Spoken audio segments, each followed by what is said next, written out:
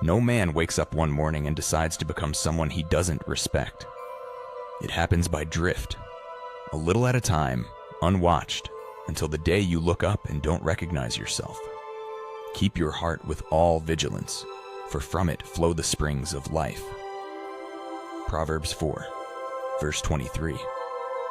This comes from a parent speaking directly to a child, not a king addressing subjects, not a prophet delivering judgment. A parent passing down what they know about survival. The book of Proverbs is largely Solomon's attempt to hand the next generation what experience cost dearly to learn. This verse sits at the center of a passage about the path of wisdom versus the path of the wicked. The teacher is not being poetic, he is being surgical. Everything downstream in your life, your relationships, your decisions, your legacy, originates here. Guard this, or lose everything else. Most people manage their outputs. They monitor their behavior, their words, their results. They course correct when something visible goes wrong. But the heart, the interior world, the place where desire and belief and wound and hope all live together, gets almost no deliberate attention. It is the engine room nobody visits until something catches fire. And by then, the damage is already done. Keep your heart. The Hebrew word is natsar, to guard, to watch, to keep as a sentinel keeps a post. It is the word used for protecting a city, which means Solomon is saying, your interior world is a city, and it has walls, and those walls require a watchman.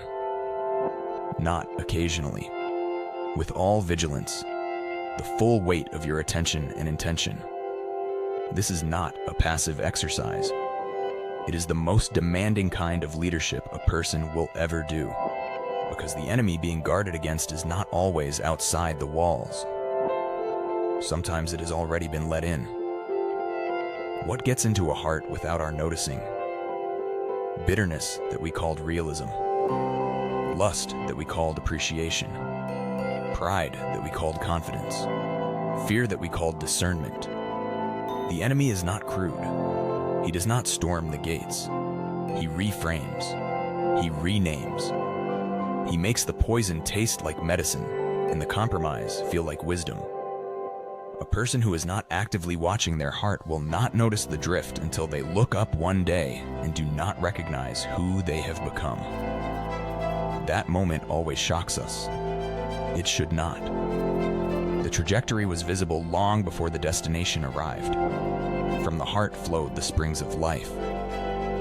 Everything you give to those you love, those you live with, those you work alongside, it comes from in there. The patience you extend or withhold, the presence you bring or the distraction you carry, the faith you model or the anxiety you leak.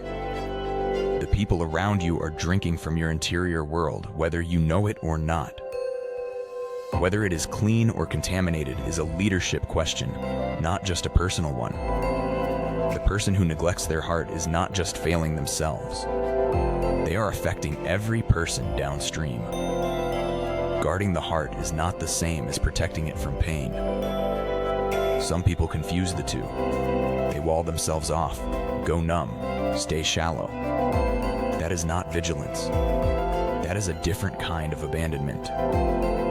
True guardianship of the heart means staying soft enough to feel, honest enough to examine, and disciplined enough to refuse what would corrupt it. It means bringing your interior world before God regularly. Not with a checklist, but with the kind of raw honesty that says, here is what is actually going on in here. Look at it with me. That conversation, held consistently, is what keeps the springs clean. Let us pray. Father, I bring you my interior world, not the version I present to others, the real one. Search what is in here. Show me what I have let in that does not belong. I will not manage my outputs while ignoring my heart. Teach me to watch it with the vigilance it deserves. Keep the springs clean.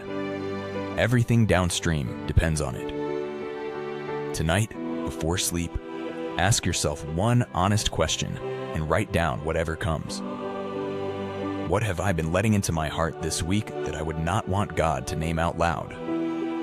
Do not edit the answer. Do not immediately fix it. Just see it clearly. Clarity is the beginning of every real change.